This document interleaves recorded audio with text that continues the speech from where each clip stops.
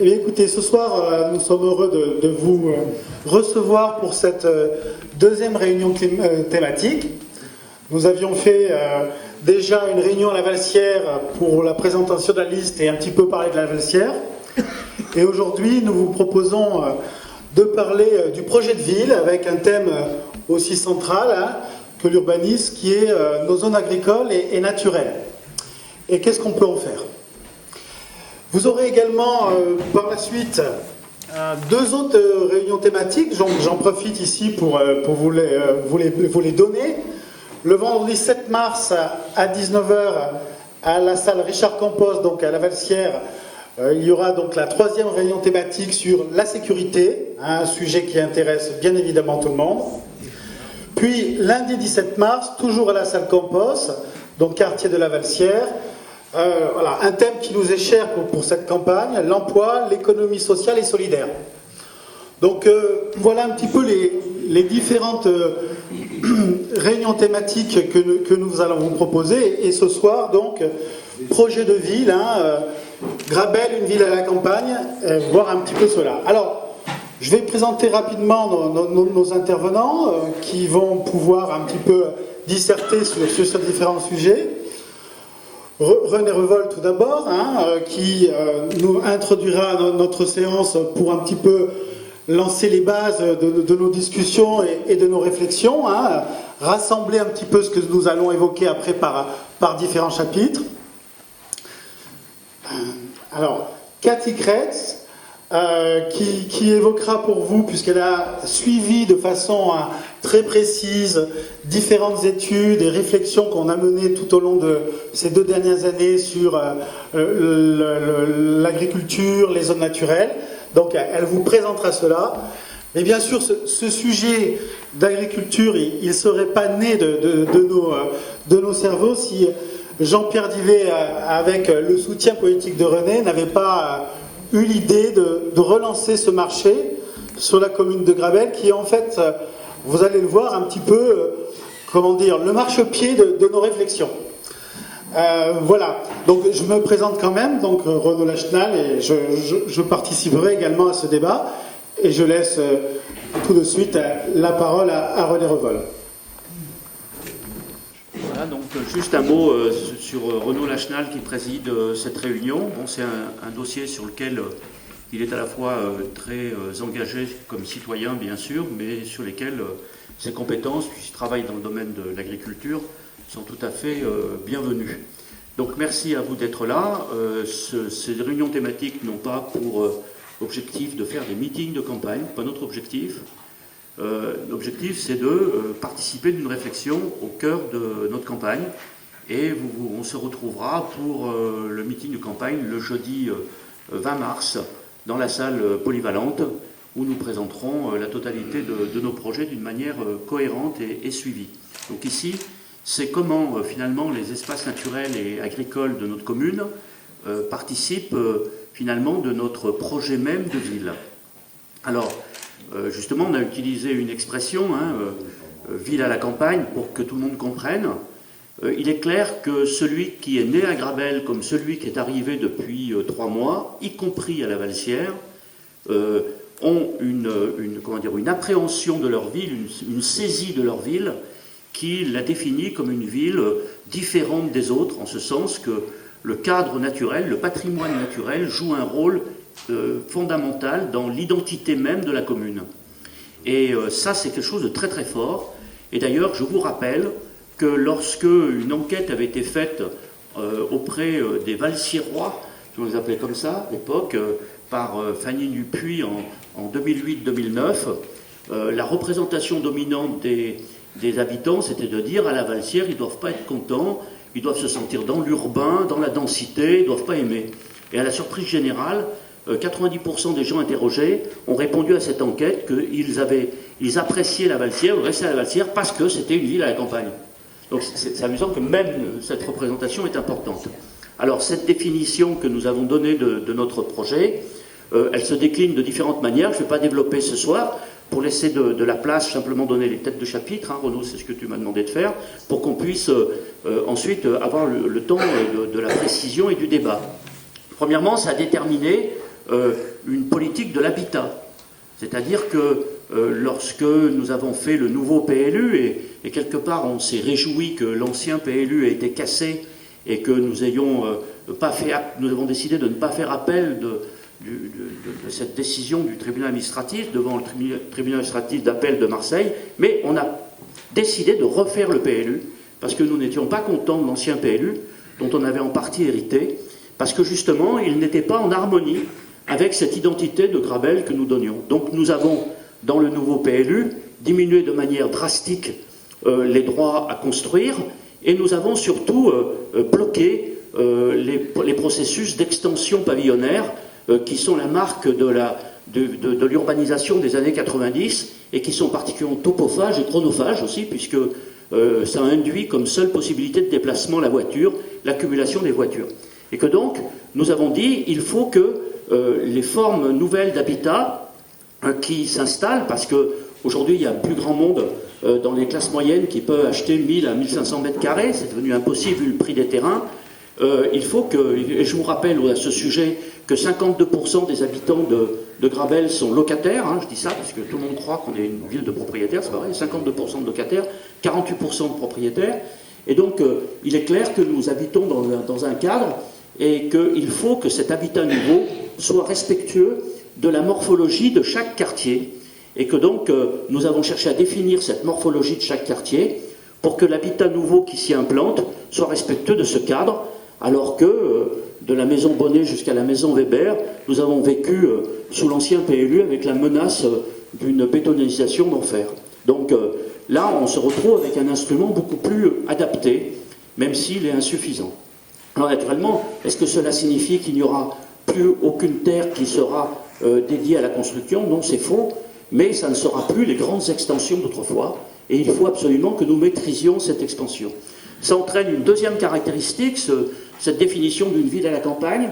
Deuxième caractéristique, c'est que nous cherchons à favoriser, je ne le développe pas, ce sera l'objet d'une présentation particulière lors de notre réunion publique du 20 mars, le développement de modalités de transport alternatifs à la voiture.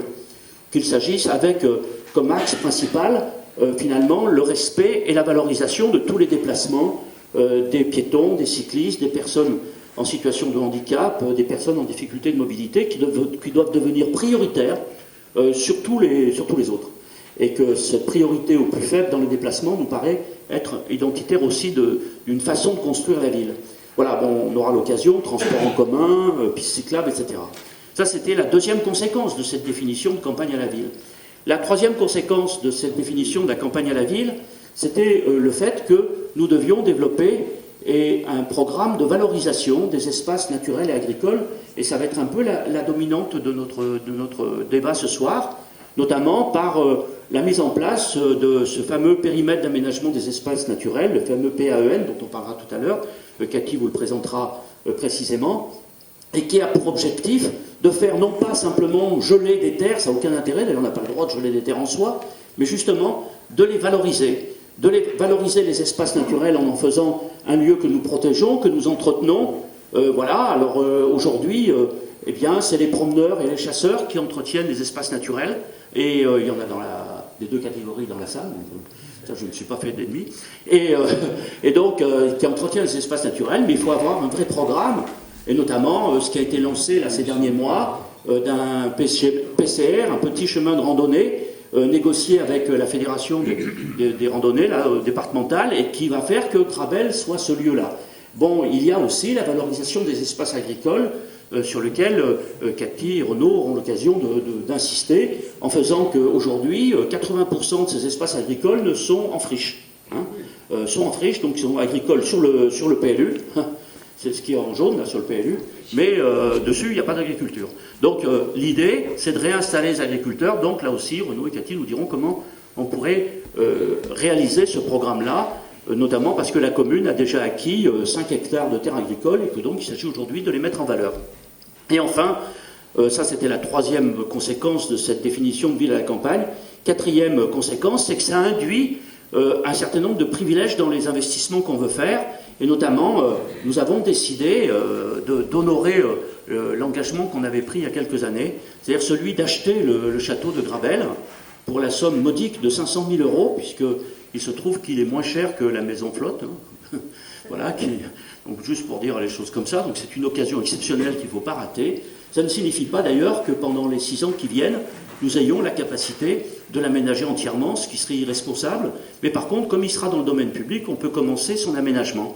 Et nous avons décidé de commencer son aménagement en aménageant essentiellement d'abord l'extérieur, c'est-à-dire le parc des Mûriers devant, que les Grabellois sont appropriés au moment de la fête des Bugadières, et qui peut être un lieu assez formidable du point de vue de festif, mais aussi parce qu'il y a 1 hectare qui va avec ce château de terre, et il y a le parc qui est devant le Castel des Ganges et devant l'EHPAD, la terre qui est devant, qui est municipale, donc, et sur lequel nous envisageons d'implanter un jardin méditerranéen pour pouvoir en faire, en liaison avec l'installation à l'intérieur du château, d'une maison de l'environnement à usage pédagogique et touristique. L'Aglo s'est déclaré donc intéressé par la mise en place de cette maison de l'environnement, parce qu'ils n'en possèdent pas identique de ce type sur le territoire de l'Aglo, et où nous pourrions accueillir les classes, les promeneurs de Saint-Jacques, les touristes, etc., pour ensuite leur faire découvrir toutes les formes de la végétation méditerranéenne.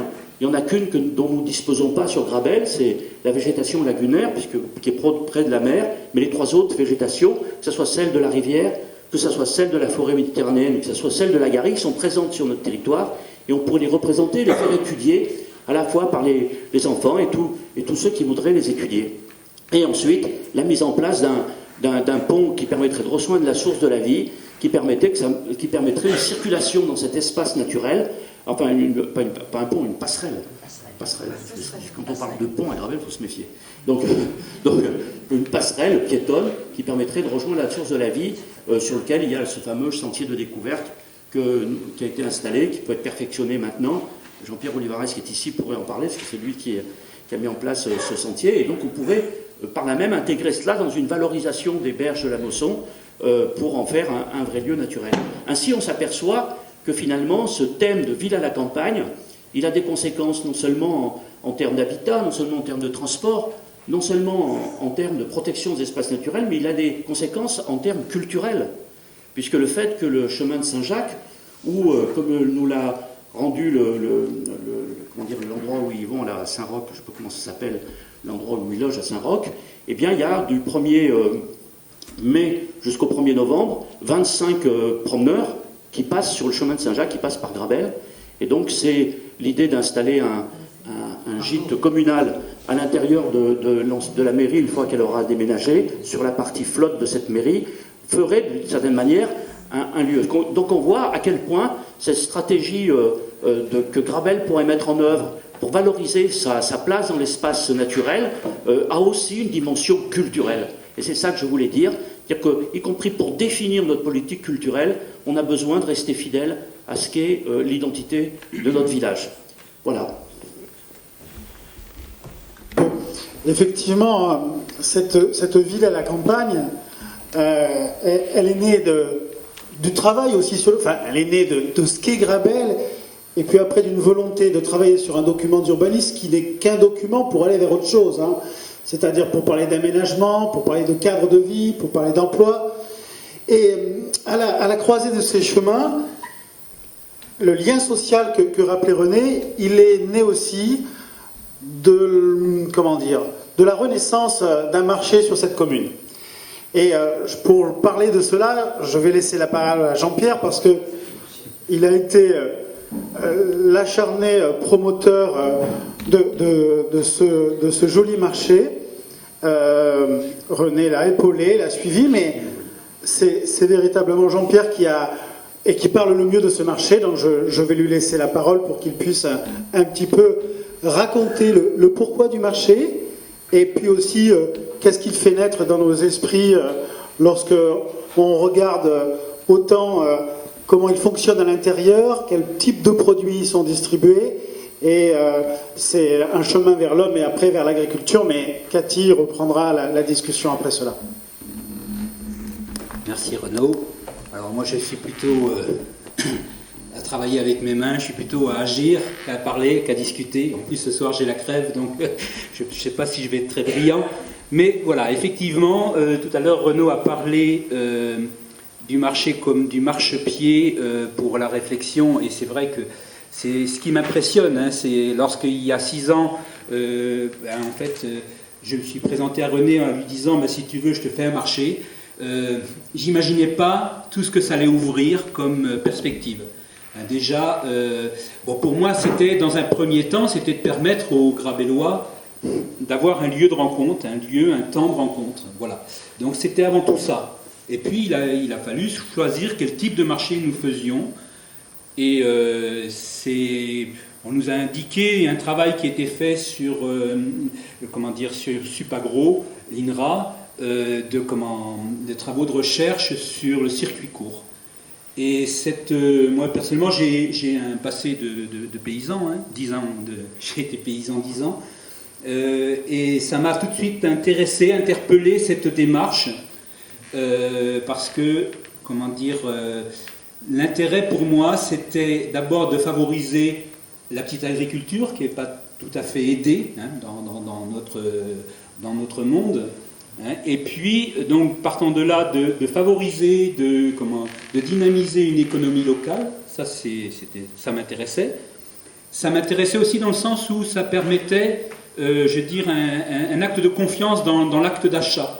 C'est-à-dire de permettre à la personne qui achetait de savoir qui avait produit le légume qu'il achetait.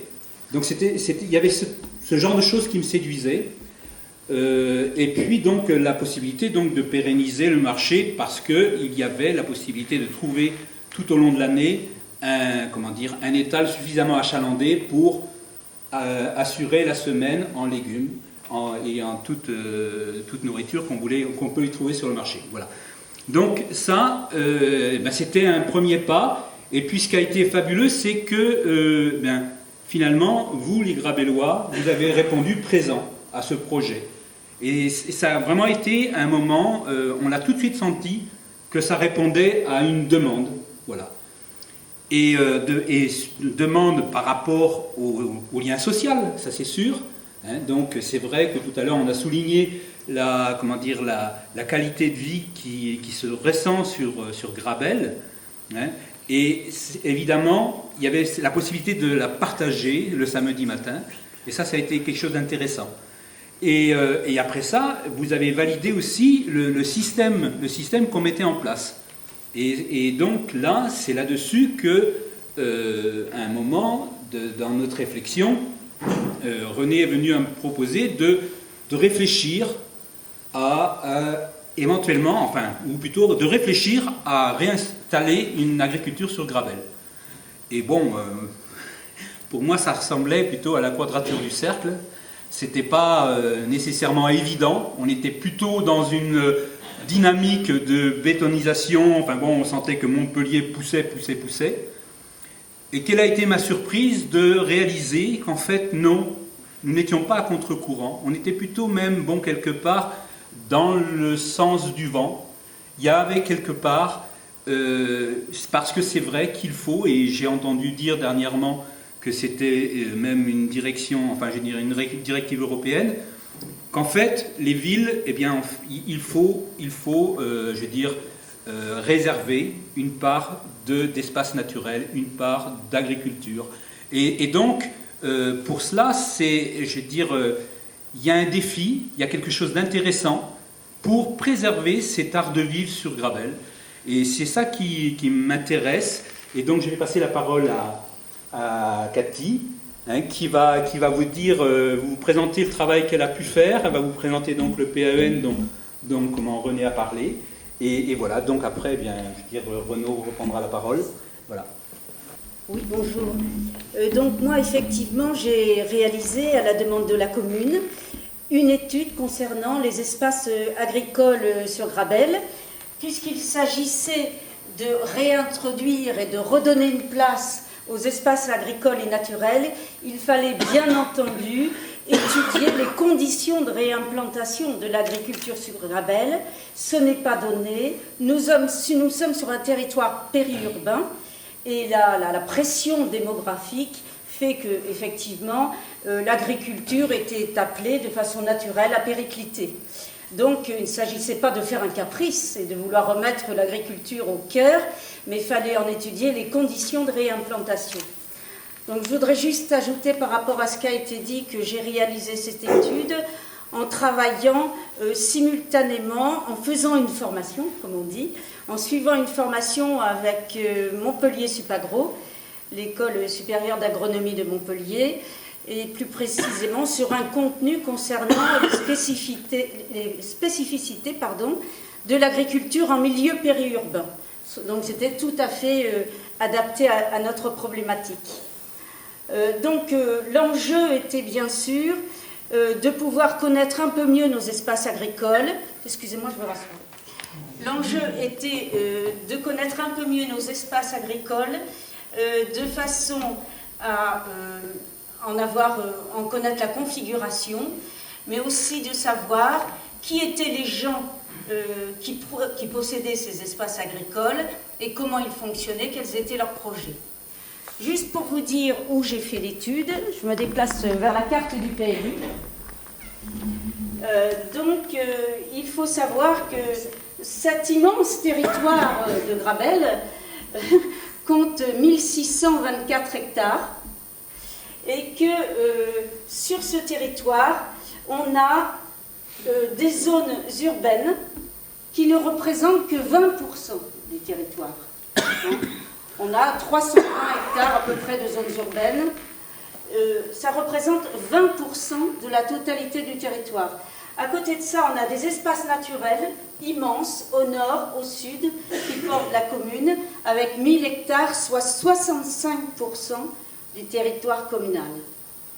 Sur ces 60 et pour la troisième partie, donc il nous reste des zones agricoles, ici en jaune, qui représentent 16% du territoire communal. Ça veut dire qu'autrefois, Grabel, qui était essentiellement viticole, vivait essentiellement également sur ces 16% de territoire agricole. Donc vous voyez comme la commune a évolué, comme elle a changé, comme on modifie nos comportements et comme on évolue vers la ville. Et c'est pour ça qu'on nous appelle une commune périurbaine. C'est bien pour ces raisons-là. Donc, qu'est-ce qui se passe sur ces espaces agricoles? Au cours de l'étude, donc, j'ai fait une partie d'analyse cadastrale qui nous a permis de voir la configuration des espaces, le nombre de parcelles sur ces espaces, c'est considérable. Sur ce petit espace, moi je m'en suis tenue à cette zone que vous connaissez bien, de part et d'autre de la route de Montferrier, Piquet, Valmaillargues, Bruc-Cabal, Catérade, Franquet, ça vous parle. Vous avez vécu autour de ces zones. J'ai fait mon étude là-dessus. 177 parcelles sur le cadastre, 150 propriétaires, 50 propriétés. Ça veut dire qu'aujourd'hui, sur les 50 propriétés que l'on trouve sur ces zones, il y a 150 propriétaires. Ça veut dire qu'il y a de très nombreuses indivisions. Pourquoi ? Parce que les agriculteurs qui ont exploité sont maintenant âgés, quelques-uns ont disparu, et que leurs héritiers ont tous hérité des terres. Pour ne pas faire d'injustice, les parcelles ont été transmises en indivision. Voilà le problème. On a donc un grand nombre de personnes propriétaires, d'un grand nombre de parcelles. Ça veut dire que le parcellaire est très morcelé. On a des grands domaines comme Piquet, Dame-Martin, et autour, on a une multitude de parcelles. Plus on va vers la ville, vers les cœurs, vers les quartiers urbains, plus ces parcelles sont petites. Les 3/4 des parcelles font moins de 2 hectares. J'en ai beaucoup à 500 mètres carrés, 1000 mètres carrés. C'est de toutes petites parcelles. Alors, voilà pour l'aspect cadastral.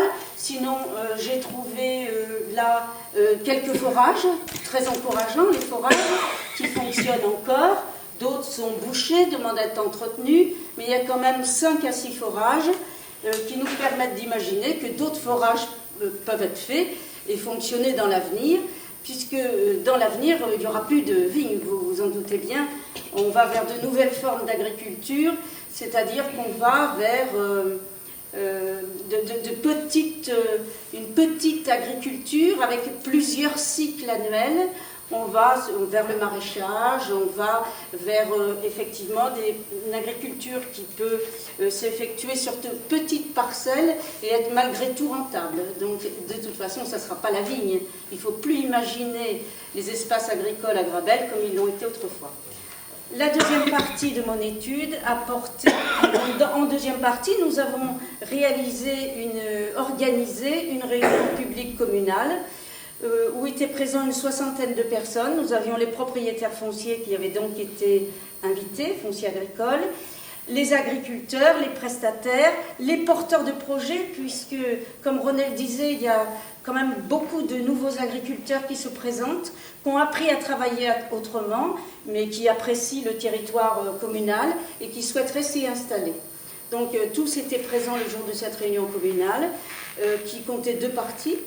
La première partie où la commune, les élus, la commission agriculture a pu exposer le projet, le pourquoi de ces études qui se mettaient en place, et une deuxième partie avec des échanges donc entre la salle, les élus et entre personnes de la salle, qui ont fait remonter un petit peu les attentes des propriétaires, des agriculteurs, les inquiétudes, les questions qui se posaient par rapport à la façon de remettre en place de l'agriculture et d'aller vers donc une nouvelle façon de travailler.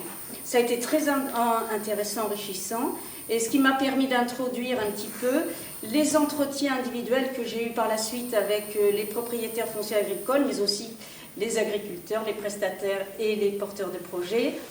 Des entretiens qui ont été assez longs, très intéressants, qui portaient sur l'origine de leurs biens, les caractéristiques, mais aussi sur leurs attentes, leurs projets par rapport à ce foncier agricole qu'ils possédaient. Je leur ai parlé aussi, on a un petit peu échangé sur la façon dont ils avaient compris, interprété le projet communal qui leur avait été présenté, comment ils se sentaient par rapport à ce projet, est-ce que ça les intéressait, est-ce qu'ils souhaitaient y participer, qu'est-ce qu'ils avaient à dire et est-ce qu'ils avaient des suggestions. Donc c'est vrai que ça a été des entretiens assez longs qui ont mis en évidence des inquiétudes de la part des propriétaires fonciers agricoles qui expliquent peut-être le blocage que l'on peut remarquer au niveau du marché agricole, le marché du foncier agricole. Alors, les inquiétudes, c'est donc que faire de mes terres si je ne les exploite pas moi-même? Deux solutions. Soit je les loue à quelqu'un d'autre qui va les exploiter, dans la mesure où aucun de mes enfants ne veut les exploiter à son tour. Et à ce moment-là, je me trouve face à des problèmes, puisque les contrats de fermage agricole sont longs, qu'ils me lient les mains, et que si un jour mes terres passent en constructible, je ne pourrai pas retirer mes terres au locataire qui est installé, et je vais être coincée, je ne pourrai pas les vendre. Normal, c'est logique. Donc, je ne loue pas. Mais comme j'ai une obligation de les entretenir, je les fais entretenir. Alors c'est vrai qu'on a quand même des parcelles qui sont entretenues, et au-delà de l'entretien régulier, les prestataires qui viennent font des céréales. Et ça leur procure des revenus. Deux types de prestataires, des prestataires qui sont installés à leur compte et vivent de leurs prestations, et puis d'autres types de prestataires, d'anciens agriculteurs qui donnent un coup de main, etc. Voilà ce qu'on peut trouver.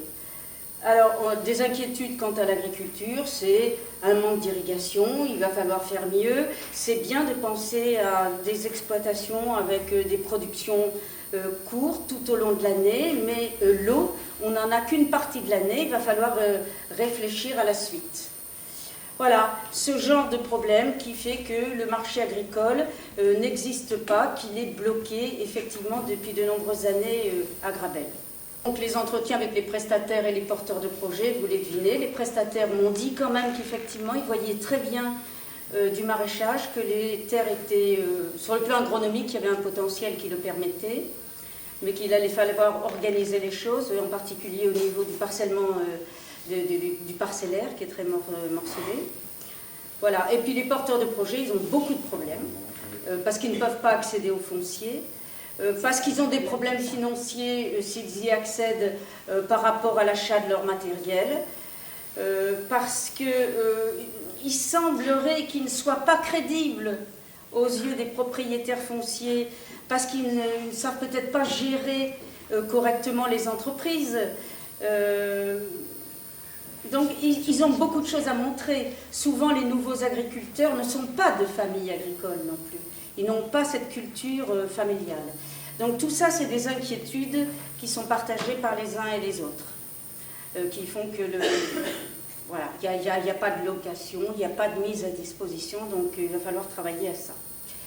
Donc quand j'ai fait un petit peu le diagnostic général de cette étude, et qu'on en a parlé avec René Revol, la commission agriculture, ils m'ont dit, au-delà du diagnostic qui est fait maintenant, il va falloir trouver des outils pour travailler quand même sur les espaces agricoles et naturels de Gravelle.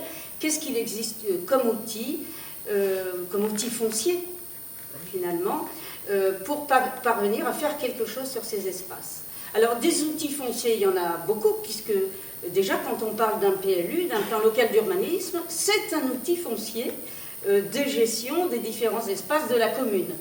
Donc voilà, le SCOT, avec son obligation depuis le Grenelle de suivre la consommation des espaces agricoles et naturels sur l'agglomération, c'est un outil foncier de gestion des espaces agricoles et naturels.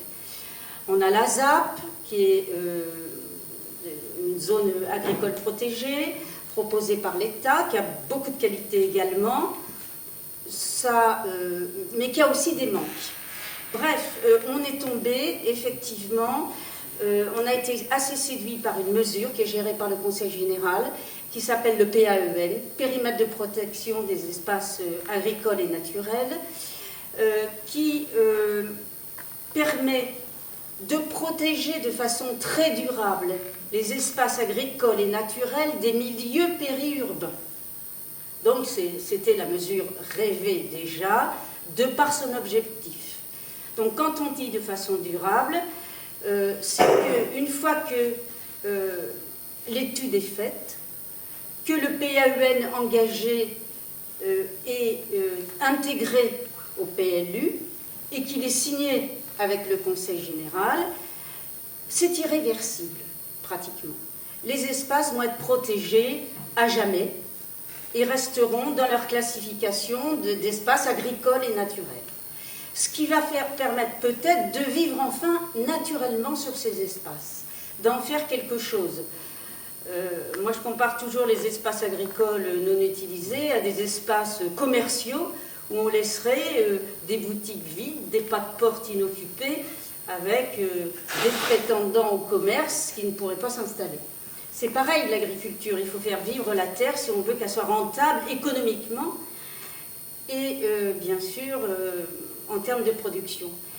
Nous on en a besoin également pour alimenter le marché, donc c'était important.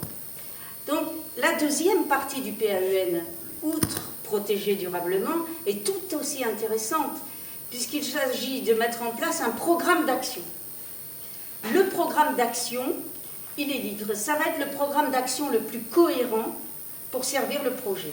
Le programme d'action, il est tout à fait compatible avec le projet stratégique décrit par René.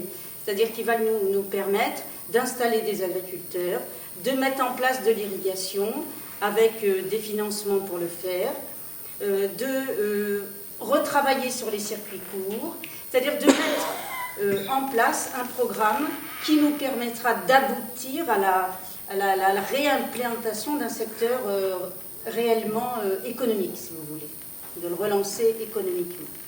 Voilà, donc en préalable du PAEN, il y a une étude qui va être diligentée. Donc c'est une étude qui a pour objectif de juger de la cohérence de cette demande. C'est bien, on demande un PAEN, on veut protéger nos espaces agricoles et naturels, Est-ce légitime? Est-ce normal? Donc au cours de cette étude, on va voir si effectivement il s'agit bien d'une zone périurbaine, s'il y a bien des espaces agricoles suffisants, qui ont les qualités agronomiques qu'il faut pour pouvoir remettre en place de l'agriculture. Voilà, tout va être validé. On passe des propositions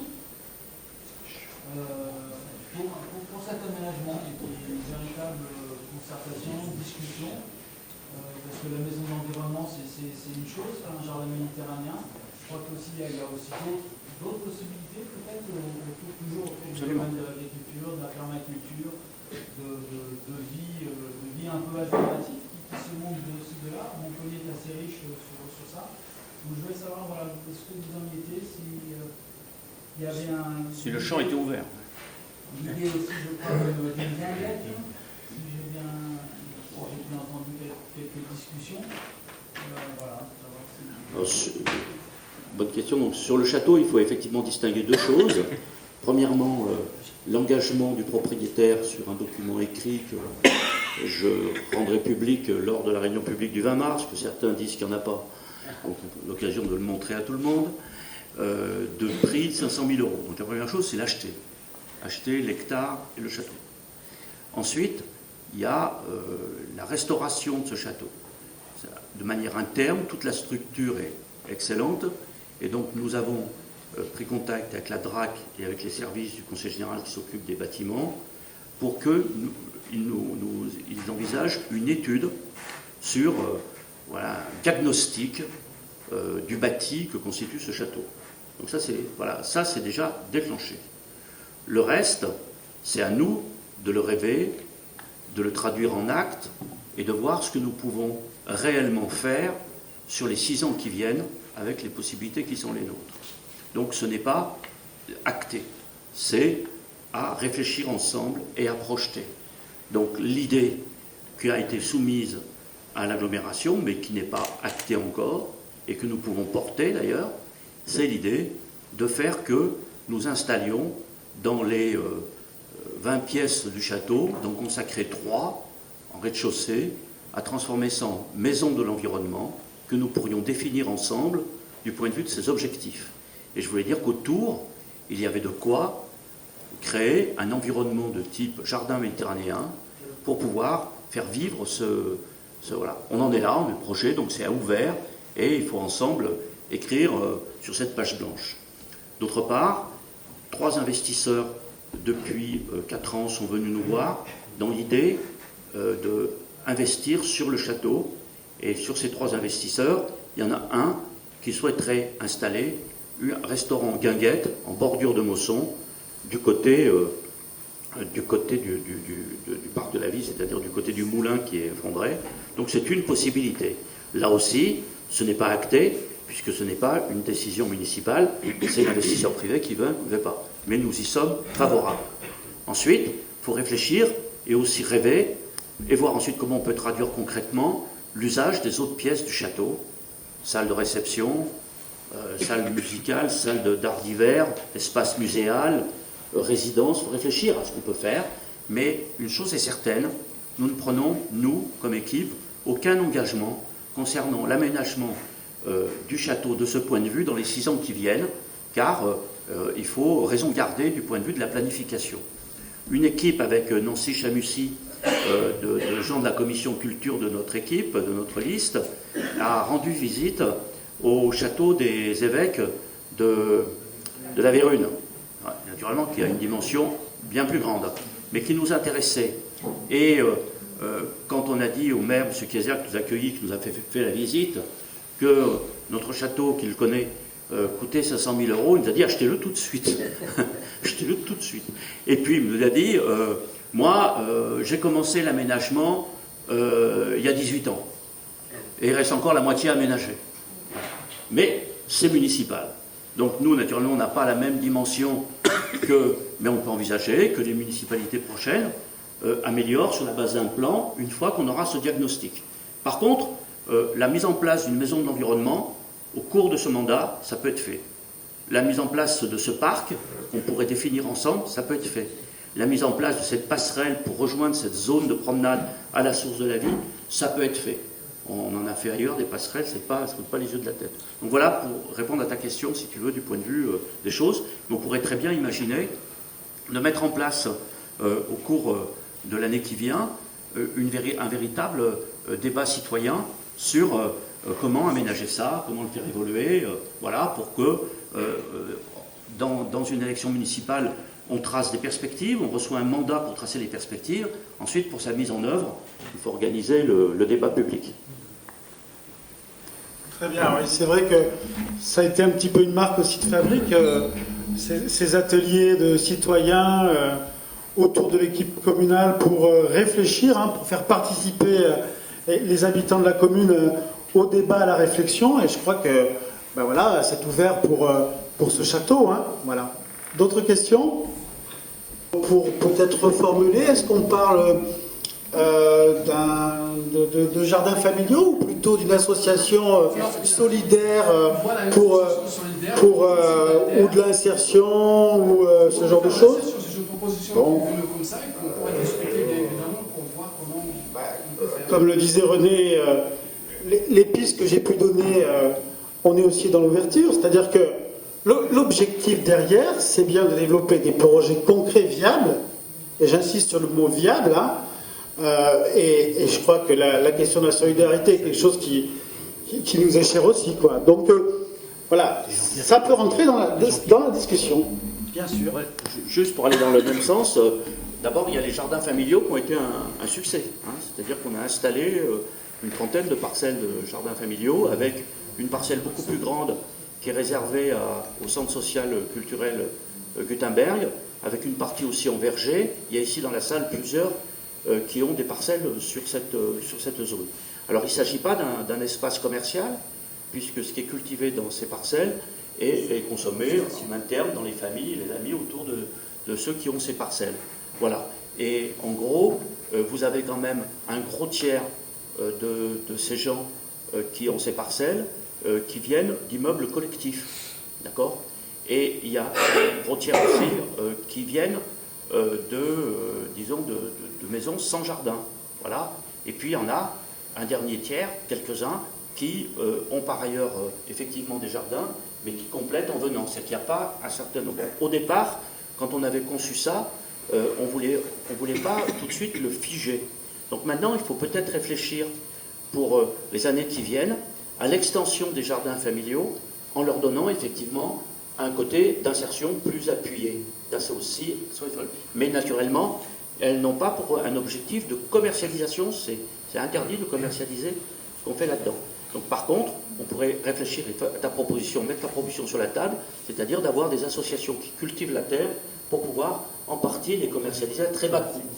Cette question-là. On pourrait aussi réfléchir à mettre en relation cette culture de la terre sur Grabel avec l'épicerie sociale et solidaire, puisque vous avez une cinquantaine de familles qui sont concernées par cette épicerie sociale. Je le précise au passage aussi parce qu'il y a on le fera dans la réunion du 7, beaucoup de fantasmes. Certains croient que 50 familles grabelloises mangent gratuitement depuis des années grâce à nous. Arrêtez de fantasmer. C'est pas vrai, puisque c'est pour 3 mois qu'ils ont l'autorisation de venir dans cette épicerie, parce que leur situation sociale les rend éligibles à ça, pour permettre que leurs enfants et eux puissent manger pendant ces 3 mois et puissent ressaisir une fois que quelques factures ont été payées et de pouvoir repartir. Alors, c'est d'autres familles qui rentrent dedans au bout de 3 mois. Et je peux vous dire que c'est toujours plein. Nicole, qui est ici, pourrait vous en parler. Donc, on peut aussi imaginer, actuellement, ils sont directement fournis par la banque alimentaire départementale, mais on pourrait aussi imaginer de faire un circuit plus court et de permettre que ce qui est cultivé à Grabel puisse abonder l'épicerie, parce que l'épicerie, elle achète ses produits sur la base d'un subventionnement annuel de la commune. La commune, dans le budget du CCAS, met 70 000 € pour cette épicerie sociale et solidaire qui ne se contente pas que de l'alimentaire d'ailleurs, puisque maintenant on a décidé de prendre en charge aussi les produits d'entretien du corps et du foyer, parce que c'est une des choses qui grève le plus le budget des familles. Et donc ainsi, on permet à des familles de survivre, etc. Donc pour envisager une liaison, jardins familiaux, jardins d'insertion, disons associations d'insertion qui cultivent des terres, et épicerie sociale. Et ainsi, on aurait un ensemble qui aurait un peu de la cohérence. C'est vrai. Donc, production de vin,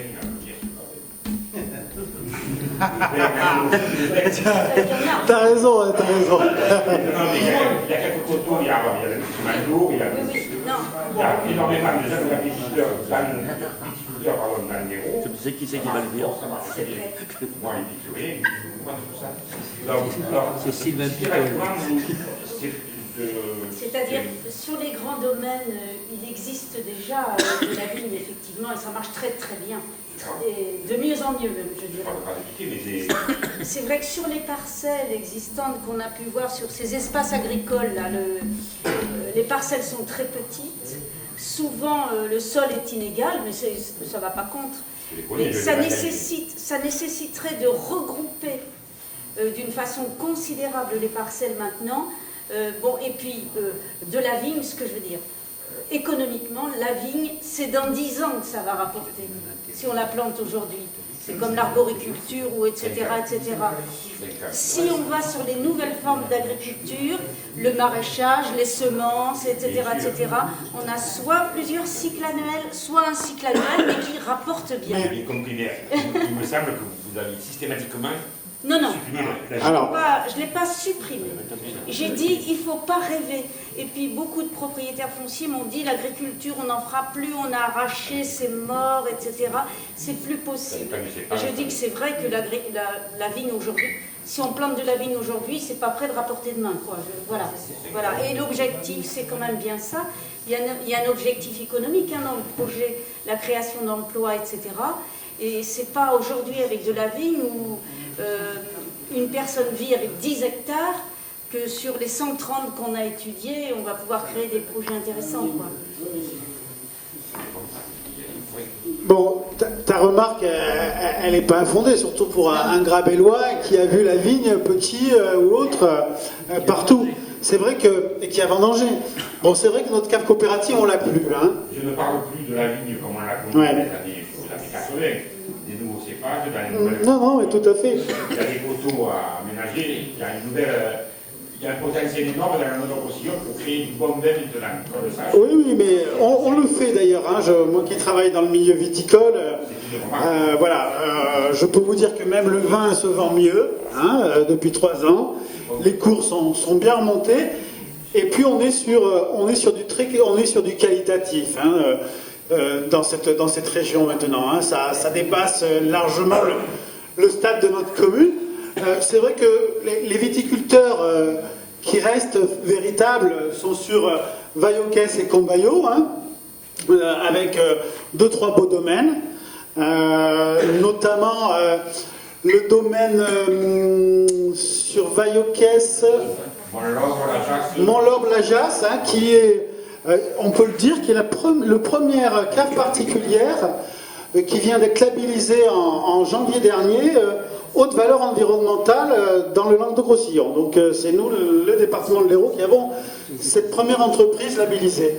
Donc effectivement, la viticulture a sa place, mais deux bémols. Le premier, on l'a dit, le parcellaire appartient à des propriétaires privés, et dès qu'on y met de la culture pérenne, il faut se dire que c'est pour longtemps. Donc on peut faire peur. Deuxièmement, on a un territoire ici, on l'a vu, il faudra en discuter, avec des terres lourdes, etc. Mais les coteaux, il est sûr qu'il y aura, dans ces réflexions, il faudra autant parler d'agronomie, c'est-à-dire de nos sols, et de l'eau, mais sur l'eau, je ne suis pas trop inquiet, parce qu'on a un système ici qui est karstique et avec des forages existants, donc ils sont présents. Voilà. Je ne dis pas non plus qu'on va installer 50 agriculteurs en maraîchage diversifié, donc il faudra raison garder et puis pas travailler tout seul. C'est-à-dire s'entourer de l'ensemble des acteurs du monde agricole dans ce département. Les services de l'État sont aussi sur ce genre de dossier, et l'aglo est aussi très intéressé. Donc voilà, l'objectif c'est d'être sérieux et de n'avoir aucun ostracisme pour aucune culture. Elles sont toutes les bienvenues.